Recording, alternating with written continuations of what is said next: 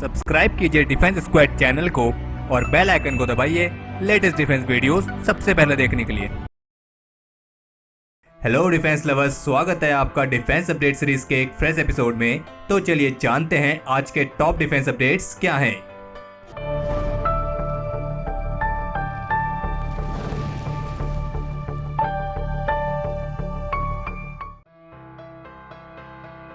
आज सुबह साउथ कश्मीर में स्थित पुलवामा के अवंतीपुरा में इंडियन आर्मी, सीआरपीएफ और जम्मू कश्मीर पुलिस द्वारा संयुक्त रूप से एक cordon and search operation launch किया गया था और इस ऑपरेशन के दौरान भारत की सिक्योरिटी फोर्सेस और पाकिस्तान द्वारा स्पॉन्सर किए जाने वाले आतंकियों के बीच मुठभेड़ भी हुई है, जिसमें 3 आतंकियों को मार गिराया गया है। लेकिन फिर इस मुठभेड़ के खत्म होने के बाद शुरू हुए एक सर्च ऑपरेशन में काफी सनसनीखेज खुलासा हुआ है। असल में सर्च ऑपरेशन के दौरान घटना स्थल पर करीब 10-10 फीट के भूमिगत ठिकाने पाए गए हैं, जिनका इस्तेमाल आतंकी छिपने के लिए करते थे और इन ठिकानों को इस तरीके से बनाया गया था जिससे आसानी से किसी की नजर इन पर ना पड़े और इन्हें ढकने के लिए बाकायदा लोहे के ढक्कन भी लगाए गए थे और इन गड्ढों के अंदर रहने के दौरान सांस लेने में कोई दिक्कत ना हो, इसके लिए भी सारे इंतजाम यहाँ पे किए गए थे। और बाकी इस ऑपरेशन के दौरान सिक्योरिटी फोर्सेज द्वारा इन आतंकी ठिकानों को नष्ट कर दिया गया है और ऑफिसर्स का कहना है कि फोर्सेज ने इस ऑपरेशन को बहुत ही स्मूथली अंजाम दिया है और बाकी आतंकियों के इन ठिकानों से आईईडीज और ऐसे ही अन्य गोला बारूद भी बरामद हुए हैं।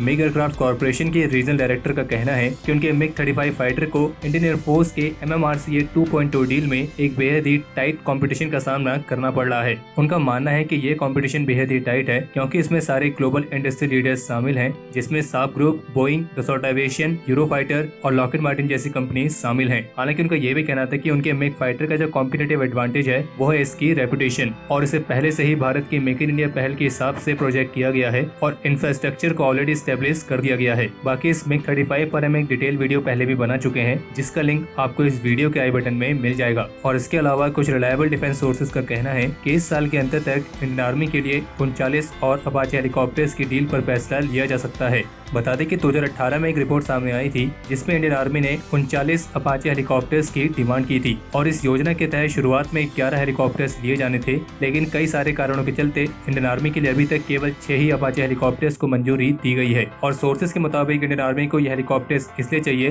ताकि किसी हेली सपोर्ट के लिए उन्हें हर बार इंडियन एयरफोर्स पर निर्भर न रहना पड़े।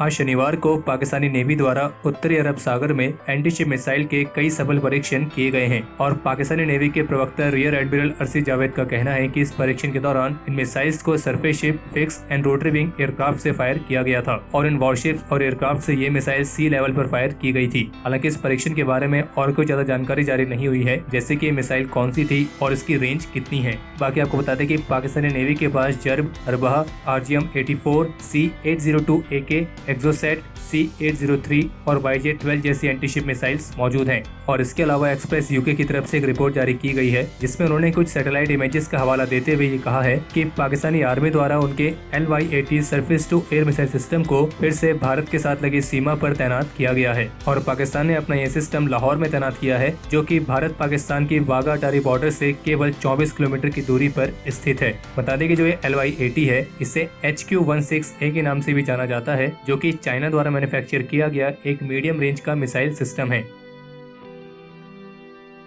अमेरिका की मिसाइल डिफेंस एजेंसी ने अपने ground based mid course defence system के लिए औपचारिक रूप से अपने नेक्स्ट जनरेशन के मिसाइल इंटरसेप्टर प्रोग्राम को लॉन्च कर दिया है और रिपोर्ट्स के मुताबिक इसके लिए यूएस मिसाइल डिफेंस एजेंसी ने 24 अप्रैल को रिक्वेस्ट फॉर प्रपोजल को जारी किया है। और जो ये next generation missile interceptor programme, इसे शॉर्ट फॉर्म में NGI प्रोग्राम कहा जाता है, इसे खास तौर पर अमेरिका के रीडिजाइन किल व्हीकल यानी कि RKV प्रोग्राम के कैंसिल हो जाने के बाद उसके गैप को फिल करने के लिए विकसित किया जा रहा है और जिसके तहत अमेरिका अपने ground based mid course defence system के लिए एक नेक्स्ट जनरेशन के एक्सो एटमॉस्फेरिक किल व्हीकल को विकसित करेगा। और अब समय है पिछले एपिसोड के सवाल के जवाब का। तो पिछले एपिसोड में हमने आपको जिस यूएवी को आइडेंटिफाई करने के लिए कहा था उस यूएवी का नाम है हेरॉन, जो कि इजराइल एरोस्पेस इंडस्ट्रीज द्वारा विकसित किया गया medium altitude long endurance unmanned aerial vehicle है और भारत में इसका इस्तेमाल इंडियन आर्म फोर्सेस की तीनों सर्विसेज द्वारा किया जाता है।